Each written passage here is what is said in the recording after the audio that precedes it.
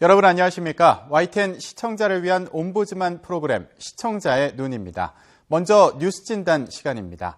이번 주엔 쯔위 사태 관련 보도를 모니터했습니다. 원영아 시청자 평가원과 국제부 조수연 기자 함께하겠습니다. 네, 안녕하세요. 안녕하세요. 네, 우리나라 걸그룹이죠. 그 걸그룹의 대만 출신 멤버 쯔위를 둘러싼 논란이 일었습니다. 어떻게 보셨습니까? 지난 16일 차이잉원 민진당 주석이 대만 105년 역사상 첫 여성 총통으로 탄생했는데요. 직선제 총선 투표일에 최저 투표일임에도 불구하고 8년 만의 정권 교체, 여성이자 소수민족 출신의 총통을 배출해 큰 의미를 가졌습니다. 특수한 관계에 있는 중국과 대만의 양안 관계에서 대만의 새로운 총통의 신념과 정치적 행보가 우리나라가 속한 동북아시아 지역에 미칠 영향은 매우 클 텐데요. 이와 함께 이슈가 된 것이 이른바 쯔위 사과 사건이라고 우리나라 한 걸그룹의 멤버가 방송에서 대만 국기를 흔들어 중국 정부의 반발을 중국 활동에 제동이 걸린 사건인데요. 한 연예인의 사소한 행동이 매우 민감한 관계인 양안 관계를 자극했다는 것입니다. 이는 단순한 연예인 관련 이슈가 아니라 국가적 외교 문제 또는 정치적 문제로 불거진 사건이기 때문에 YTN의 다양한 뉴스 프로그램에서도 다루어졌는데요. 중국과 대만의 양안에서 볼 때 조금 대만 쪽에 치우쳐 다루어지고 있다는 느낌을 받았습니다. SNS에서 키워드 검색이 가능하지 않도록 제재를 가했다든지 해당 연예인의 행사 출연을 취소했다든지 중국 측의 행동의 부정적인 면을 강조했다는 생각이 들었습니다. 이슈의 가치 판단은 시청자의 몫으로 돌리고 텔레비전 뉴스 프로그램은 중립적인 시점에서 있는 그대로의 정보를 전달할 필요가 있겠습니다. 네, 조수연 기자, 그렇다면 이번 논란이 어떻게 시작된 건지 자세히 설명해 주시죠. 네, 먼저 쯔위 사태의 발단이 된 국기 논란부터 짚어보겠습니다. 쯔위는 타이완 출신으로 국내 걸그룹 트와이스의 멤버로 활동하고 있습니다.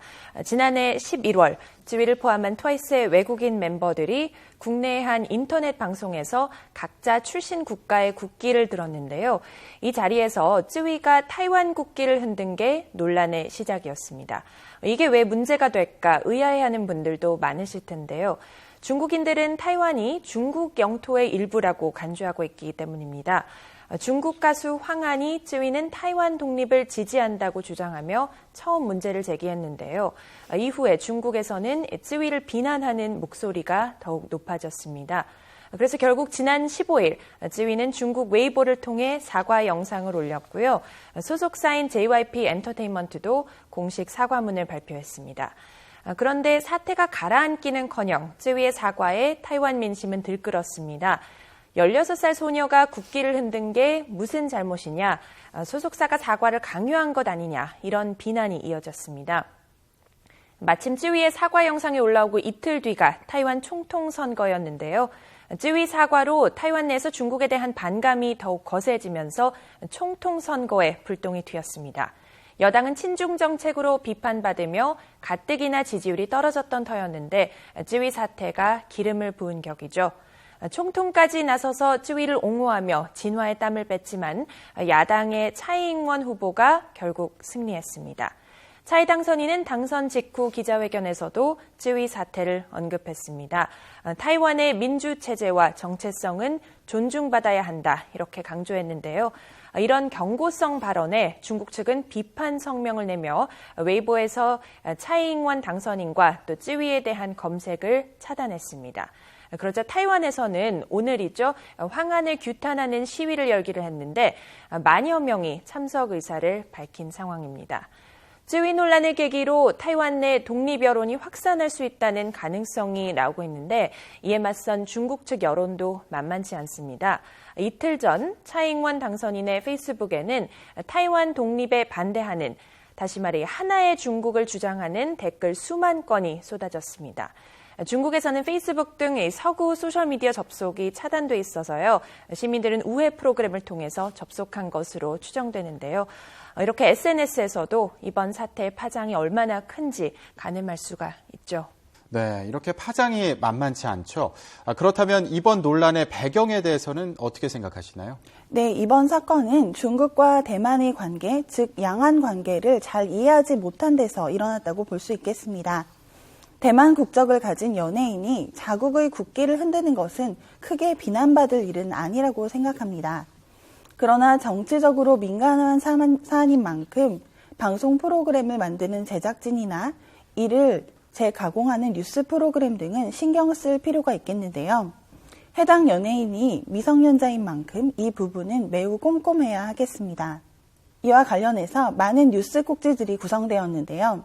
대부분의 경우 이러한 사건이 발생되었다. 이 사건은 대만의 총통 선거에 이렇게 영향을 미쳤다. 새로운 총통 당선자는 이 사건에 대해 이렇게 발언했다 등 현재 일어난 이슈에 대한 언급이 주를 이루었는데요. 이보다는 양안 관계에 대한 정확한 이해를 돕는 구성이 없었다는 것이 조금 아쉬웠습니다. 양안 관계에 대한 설명과 전달은 현재의 상황을 잘 이해하기 위한 받침대와 같은 역할을 할 것입니다. 다양한 연령대의 시청자들을 대상으로 하고 있는 만큼 친절한 설명 등을 덧붙여 시청자를 배려하는 모습을 가졌으면 좋겠습니다. 네, 그렇다면 이번 논란 앞으로 어떻게 전개될 걸로 보시나요? 네, 우선 이 걸그룹 멤버가 타이완 국기를 흔든 게 어떻게 여기까지 오게 됐는지 중국과 타이완의 관계를 일컫는 양안 관계를 짚어볼 필요가 있겠습니다. 우선 양안의 사전적 의미는 강이나 하천의 양쪽 기슭입니다. 다시 말해 물을 사이에 둔 양쪽 땅덩어리란 뜻인데요. 중국과 타이완이 타이완 해협을 두고 마주보고 있어서 양안이라고 칭하게 됐는데 양측의 외교적 관계를 비유적으로 양안 관계라고 이르게 되었죠. 양안 관계가 처음 형성된 건 1949년입니다. 마오쩌둥이 이끄는 공산당과 장제스의 국민당이 국공 내전으로 맞붙었는데요. 패한 국민당이 타이완으로 중화민국 정부를 이전하기로 하면서 각기 다른 두 정부가 들어서게 됐습니다. 때문에 초기 양안 관계는 당연히 껄끄러울 수밖에 없었겠죠. 하지만 2008년 타이완 정권을 잡은 마잉주 총통이 하나의 중국 원칙을 재확인하면서 중국과의 교류를 늘리는 등 관계를 개선하기 위한 노력이 이루어졌습니다. 그런데 여당이 친중 정책을 고수하면서 독립 노선을 표방하는 민진당과 그 지지층을 중심으로 비판이 이어졌고요. 찌위 사태가 이런 정치적 상황과 맞물리면서 이번 총통 선거의 주요 쟁점으로까지 떠오른 겁니다. 일각에서는 하나의 중국 원칙에 대한 양측의 생각이 엇갈려서 사태를 더욱 키웠다는 분석이 나옵니다. 하나의 중국은 양안 관계를 규정하는 이른바 9.2 공식으로 정립된 개념인데요. 1992년 민간기구인 중국 해협 양안관계협회와 타이완 해협교류기금회가 홍콩에서 회담을 갖고 하나의 중국을 인정하되 각자 명칭을 사용하기로 한 합의입니다. 그런데 중국에서는 타이완이 중국의 일부라는 인식이 큰 반면에 타이완 시민들은 같은 뿌리를 갖고 상호 협력을 증진해 나간다는 상징적인 의미로 받아들이고 있습니다. 이런 오해가 남아있는 상황에서 찌위 사태가 터지니 수면 아래 있던 갈등이 표면화됐다는 분석입니다. 이번 총통 선거 결과를 보면요. 그동안 여당의 친중 정책을 강하게 비판해온 차이잉원 민진당 주석이 압승을 거둔 만큼 중국 입장에서는 가장 꺼려운 후보가 타이완 정권을 잡은 셈이라 긴장을 늦추지 않고 있습니다. 하지만 차이 당선인 역시 이런 우려를 의식한 듯 신중한 입장을 보이고 있는데요. 양측이 찌위 사태로 다시 불거진 양안 관계의 긴장을 앞으로 어떻게 해소해 나갈지가 관건이 될 것으로 보입니다. 네, 앞으로 양안 관계가 어떻게 진행될지 좀 지켜봐야겠습니다. 네. 네, 오늘 두 분 말씀 감사합니다. 감사합니다.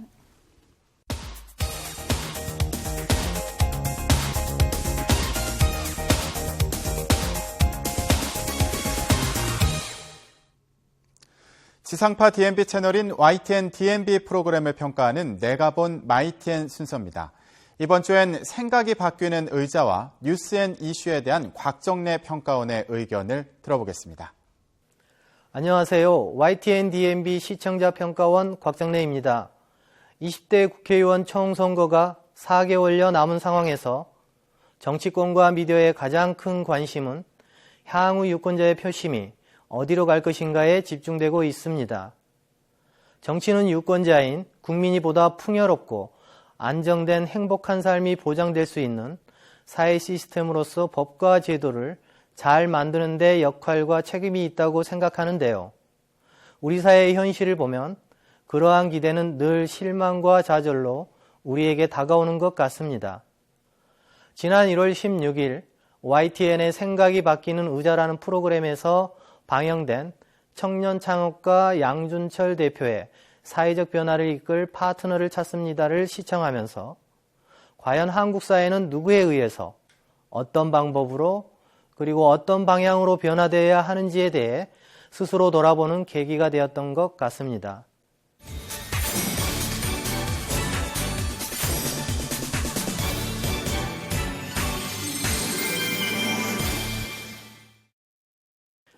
다소 독창적이고 도전적인 주제로 지난 방송에 출연한 양준철 대표가 이끌고 있는 온오프믹스는 독특한 이벤트 비즈니스 플랫폼으로 온오프라인 모임을 연결해 우리 사회의 새로운 문화를 창조해내고 있습니다. 특히 사회적 변화의 주체로서 기성세대와 청년세대를 포함해 우리 사회의 모든 구성원에게 관점과 사고의 전환을 통한 우리의 실질적 삶의 문제에 보다 근본적이고 도전적인 질문을 던지고 그에 대한 나름의 해결 방안을 제시하고 있었습니다. 우리 사회에 자리하고 있는 불합리함 속에서 사회가 변화되기 위해서는 사회적 문제에 지속적인 질문을 갖는 한 사람의 과감한 도전과 어떠한 어려움에도 포기하지 않는 끈기, 그리고 그와 동조하고 응원하는 사람들이 함께 있다면 결코 불가능하지 않다는 것을 방송을 통해 제시해주고 있습니다. 개인과 집단의 유불리에 따라 사회 구성원들 간에 합의된 사회적 원칙들이 지켜지지 않고 세대 갈등, 계층 갈등, 이념 갈등, 지역 갈등이 전 사회적 불신으로 이어지는 상황에서 근본적인 사회적 변화와 계획을 이끌어낼 유인 조건의 핵심은 관점과 사고의 변화에 있다는 것을 제시하고 있었습니다.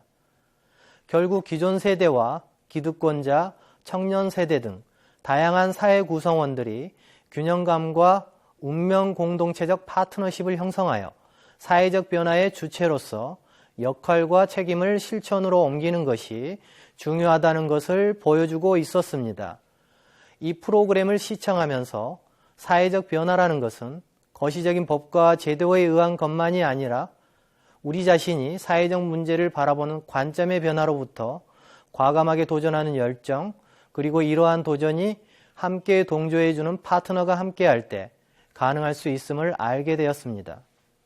다만 이번 방송을 시청하면서 아쉬웠던 점은 사회적 변화가 갖는 개념의 포괄성에 비해 방송이 시청자에게 사례를 통해 전달하고자 했던 구체적인 개념과 방법 등의 내용 구성이 적절하게 반영되지 못했다고 생각합니다.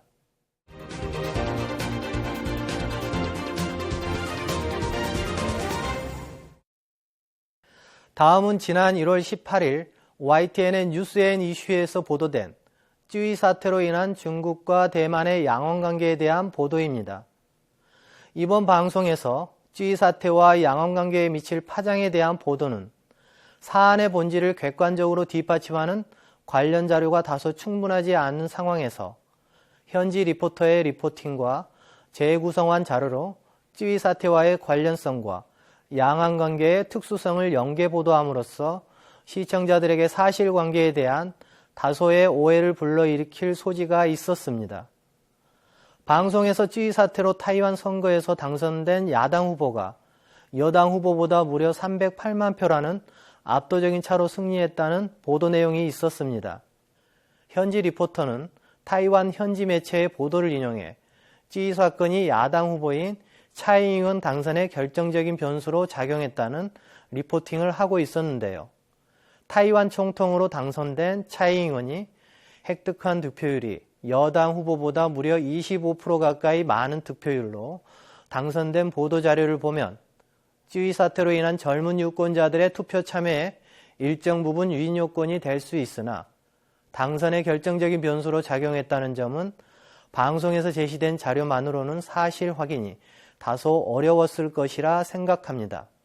더욱이 찌위 사태로 인한 양왕관계의 외교적 파장에 대한 전망 보도를 하면서 관련 자료 역시 사실의 개연성과 객관성을 뒷받침하기에는 다소 부족하다는 느낌을 받았습니다. 타이완과 중국의 공식 주류 언론 매체가 이 사안에 대해 다룬 내용을 공신력 있는 객관적인 자료로 제시되지 않는 상황에서 찌위 사태에 대한 인터넷의 전개 상황, 개인 블로그, 대만 일부 노래방 정책, 스위대 참가 예상 인원, 온라인 패션 잡지사의 JYP 매니지먼트 권리 인수 등의 내용을 전달하면서 찌위 사태를 양안관계의 특수성으로 연결해 시청자들에게 내용 전달이 이루어지고 있습니다. 특히 현지 리포터의 JYP 매니지먼트 권리 인수금에 대한 원화가 잘못 제시되고 있는 부분도 보도의 정확성을 위해 자막으로 잡아주었으면 하는 아쉬움이 남았습니다. 이번 찌위 사태와 관련 보도가 중국과 타이완의 특수관계 속에서 타이완 총통 선거와 맞물려 다양한 형태로 내용이 전달되고 있는데요. 무엇보다 보도 내용에서 다루어지는 관련 소식들이 객관성과 정확성을 담보하는 뉴스로서 기본적인 역할과 기능에 충실할 때 시청자들에게 정보에 대한 신뢰와 언론 매체에 대한 공신력이 배가 될 것으로 생각합니다.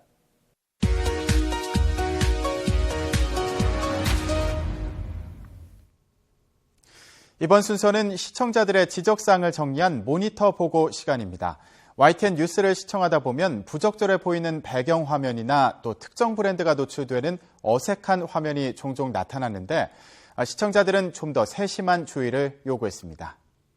지난 19일 지구촌 곳곳의 한파 소식을 집중적으로 전하면서 앵커 뒤 배경 화면에 일장기가 크게 노출됐습니다.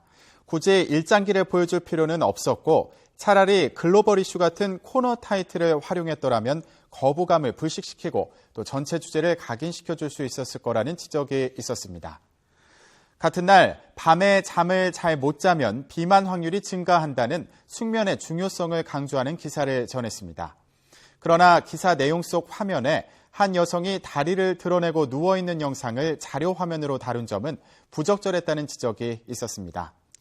그런가 하면 지난 20일 더민주 최고위원단 일괄사표 결의라는 기사를 국회 부스에 출연해 직접 보도하는 코너가 있었습니다. 그러나 출연한 기자가 특정 외국 상표가 훤하게 드러나는 상의를 착용했는데 해당 기자는 물론 다른 방송 스태프들이 방송 전 미리 확인했다라면 하는 아쉬움이 남는다는 지적이 있었습니다.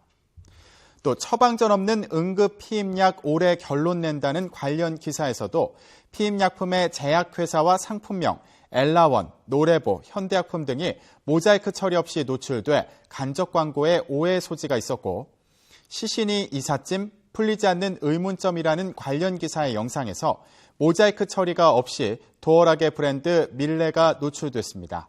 영상에서 문이 잠겨 있다는 것을 표현하기 위해 도어락을 보여줬는데 브랜드 노출로 인한 간접 광고로 오해를 받을 수도 있는 만큼 브랜드 노출은 주의해야 한다는 시청자 지적이 있었습니다.